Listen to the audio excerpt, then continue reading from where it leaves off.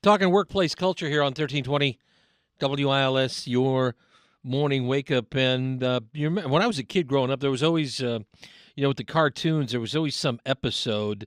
My idea of work, it's centered around what I saw on TV because I didn't work, and Dad was away, but he didn't talk about work a whole ton. Just, it just didn't. So you saw the cartoons like the Flintstones and the Jetsons.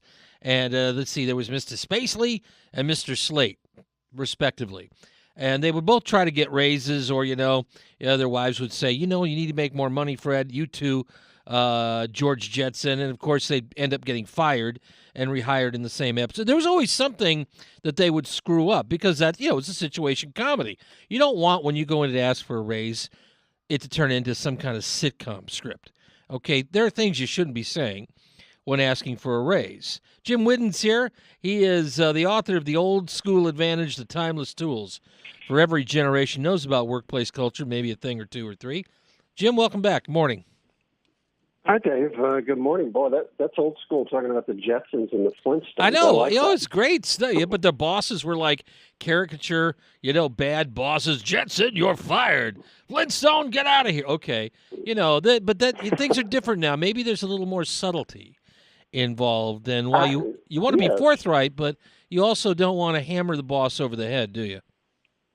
Well, subtlety is the key word there. I mean, you actually don't want to make a direct ask, in my opinion. I think the relationship changes at that moment. And even if it's deserved, even if both you and the supervisor or the owner of the company know that you deserve a raise and they've kind of been maybe waiting on you to ask for it, something as humans makes us remember that. And there's just at least a tinge of, it's about the money with this person.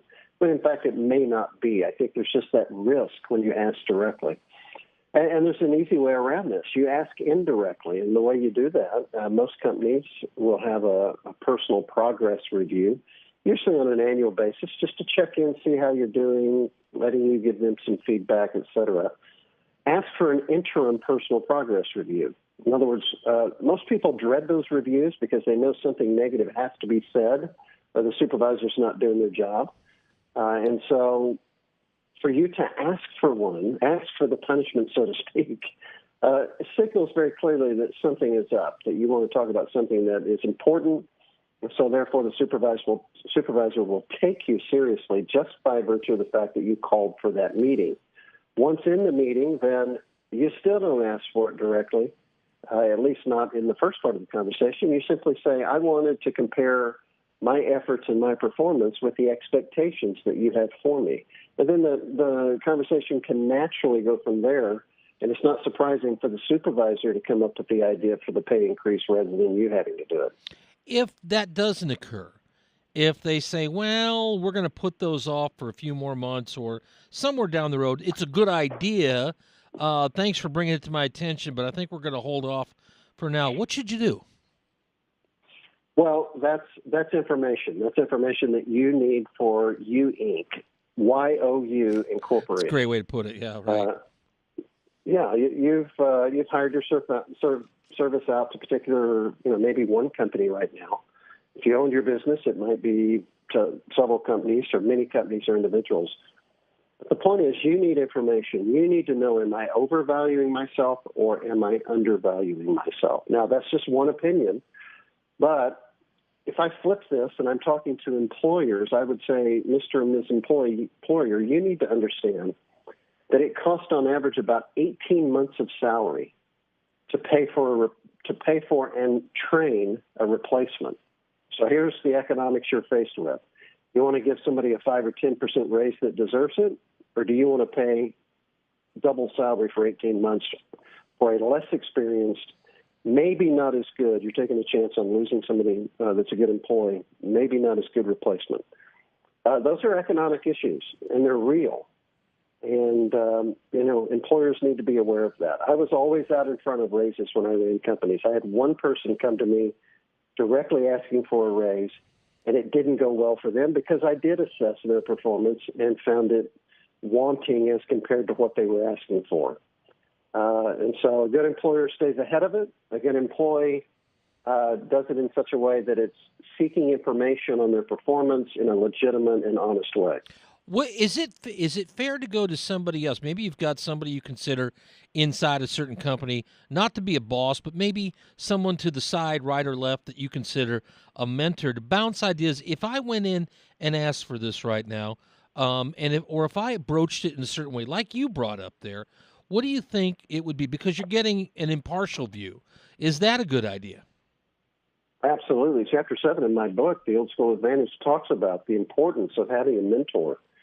And this is exactly the kind of topic that you would bring up with a mentor, because presumably, a mentor is someone that has been down paths that you have not yet been down.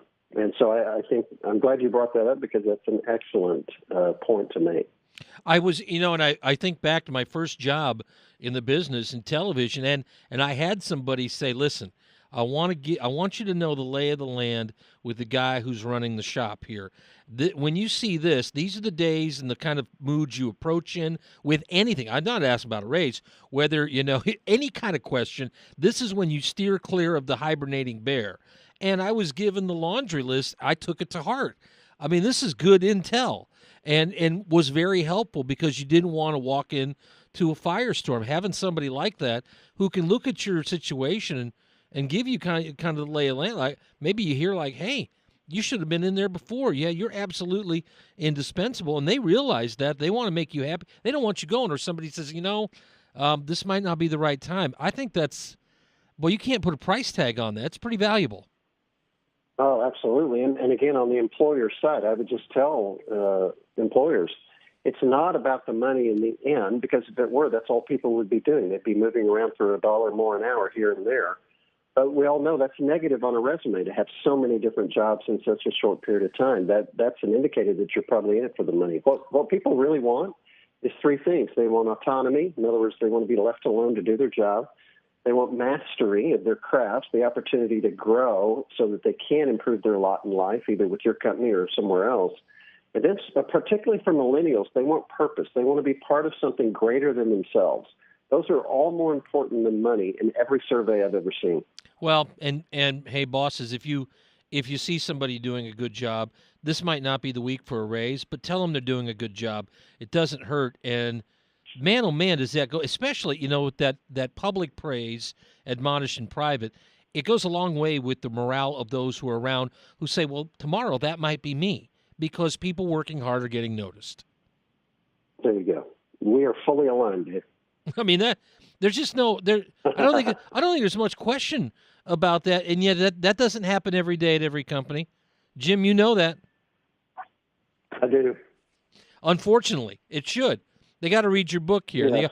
The author of The Old School Advantage, the timeless tools for every generation. Knowing when to ask for a raise, but how to ask for a raise is maybe more important than the when part. And the how, Jim suggests here, is not asking for it directly, but maybe asking for that performance review and highlighting some of the key upsides that are there may make you look in the eyes of the boss even better. And if they've done their homework like Jim used to do and are in concurrence, that raise may happen sooner. But if you haven't done your homework, well, you may have a different outcome. Jim, always appreciate having you on. You bet. It was my pleasure. All right. You can get the book there at Amazon, too. This is the Morning Wake Up on 1320. You probably didn't get any extra money when you took on those extra responsibilities, right? Most likely. Jim Whiddon is a business expert joining us on the Kogo News Live line. And Jim, how do you ask for that raise, and what do you need to have at your disposal whenever you do it? Well, good morning, guys. Well, first of all, you don't ask directly. That's rule number one. You don't march in and say, I think I deserve a raise, or I'd like a raise. You do it indirectly. And probably the easiest way to do it indirectly, which comes around to a direct ask eventually, is to ask for a personal progress review. Now, this is something that oftentimes is done on a regular, usually annual basis anyway. It's also something most people dread, because they know their supervisor has to find something wrong or they're not doing their job right. So it could be a very stressful situation. But if you initiate it and you ask it, then the supervisor or the boss has to say, I wonder what's up with this. And so now you've set the stage in a more professional environment Because once you ask for a raise directly, the relationship with the company or the supervisor changes at that moment. There's no way to help that. Even if you both agree you deserve the raise, the fact that you ask plants a seed in a supervisor's mind oftentimes that it's more about the money for this person. So in the long term, it could erode your credibility or the work you're doing.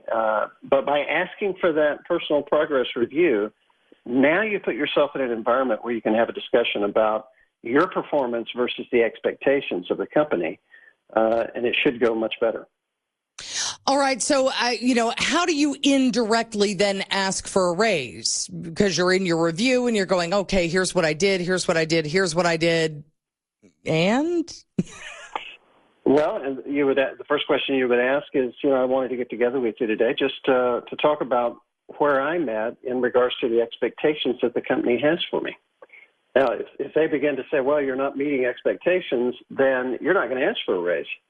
But most likely you have enough, some insight, hopefully, that you're doing a good job. They know it, and they're going to say, well, Bob, we feel like you're at least meeting and probably exceeding the expectations we had for you. Oh, really? Well, boss, tell me more about that. What do you mean by that? Well, you're doing this, that, and the other thing. See, in other words, they're making your case for you. And then when you come back and say, well, I've got to be honest, I need to talk about my compensation in regard to the job that I'm doing. Well, is the supervisor then going to say, oh, well, hang on, there's just no way we can give you a raise after they've already given you, established your value to the company? It's very unlikely they would do that. Oh, well, unless, and everybody's heard this before, okay, you're doing a great job, everything we ask you to do, the work of two people, we just don't, it's not in the budget. Well, then that's short-sighted. Let me flip the advice I'm speaking to an employer now. Mr. and Ms. Employer, survey after survey has said it's going to cost you 18 months of pay. If you lose a good employee and you have to bring in a substitute, there's no guarantee that they'll live up to the person that just left, A.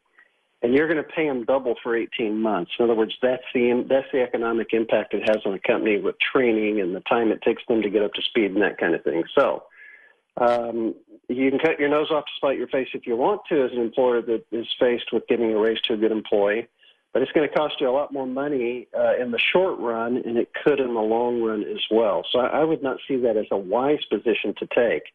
Now, if the economics are such that they literally cannot give a raise, then see, that's a signal. That's an information to the person asking for the raise that says, I need to be looking around because this company is not on stable financial footing. They've admitted I should be paid more, but they've also just admitted that they can't. So what I'm saying is this conversation, when done in the right environment and in a professional way, really puts all the cards in the hands of the employee if they do it properly. Now, if I'm coaching the employer, then I'm going to talk about their side and what they need to be doing as well. But it's about how you do it, not if you do it. All right, Jim Whiddon with us here on the Kogo News Live Line. Do not just go in and ask for a raise. No, good advice, Jim. Yeah. Thank you very much. And it all comes down. Could this be the week that you go in and ask for a raise? I'm getting a little nervous just thinking about it. But if you need a little help, why wouldn't we draw on our assets this morning? Analyst on communication skills, Jim Whiddon, back with us this morning. Good morning, Jim. Good morning. So if we're going to ask for the raise, you have some tips about things that we shouldn't say. Some of them, I'm sure, are very obvious, but where are you coming from on this? Well, first of all, don't ask directly in any way. Once you talk about money or once you ask for a raise, the relationship changes. And so ideally, you want to put yourself in a position where the supervisor or the boss is coming to you before you can come to them. And I'll talk about that more in just a moment. But the problem with a direct ask for a raise, again, even if it's deserved, the human element involved here puts in the back of the mind of the supervisor, Bob is about the money in the end. And we want to try to avoid that. So a simple way to avoid that is to not ask for a raise, but to ask for a an interim personal progress review. So about once a year, most companies will sit down with their charges and talk about how they're doing and what the objectives are for the next year. If you ask for one of those sessions in between when they're due, then you're signaling to the boss that I'm somebody conscientious that really cares about what I'm doing, to the point of I will risk you telling me I'm not doing a very good job, and have an extra, because most people dread those sessions. Even if they're doing a good job, it's not something. It's like your boss always has to find something that needs improvement, so they're not usually pleasant opportunities.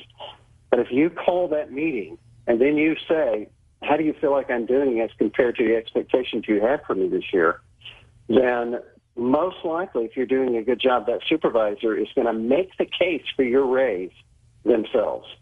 And that's a beautiful thing. Well, that is interesting in concept. I haven't I think the work environment, I guess, is different for everybody. But I think in a lot of cases that people are afraid to ask for raises because of the circumstances that we've gone through in the last 10 years where people were just happy to have a job. And I think that's part of the problem. And I'm not, are you suggesting that people can just convince somebody to give them a raise by asking the question, how am I doing? That seems like you might get you're doing fine and see you later. It's possible, but that's not the only question you ask. Look at this from the employer's point of view. If you're an employer, you want to stay ahead of these situations. In other words, if you've got good people, you need to be offering them raises and pay before they ask. And here's why. On average, studies have shown it takes about 18 months worth of salary to train a replacement of a good employee that's left you. So in other words, would you rather stay ahead with a 5 or an 8% raise, intermittently, surprising somebody that's doing a good job, or would you rather pay their full salary twice over? In other words, it's going to cost you 2 times 18 months for the first 18 months of their replacement. And so it's really a simple math to make sure that you're ahead of the game in terms of rewarding those employers or employees who deserve it. Now, here's the other thing I tell employers.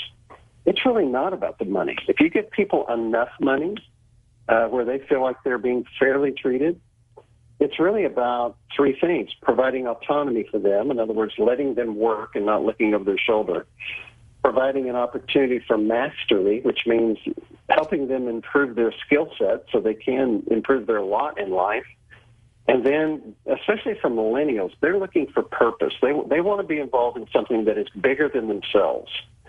Those 3 things are far more important, believe it or not, than the money.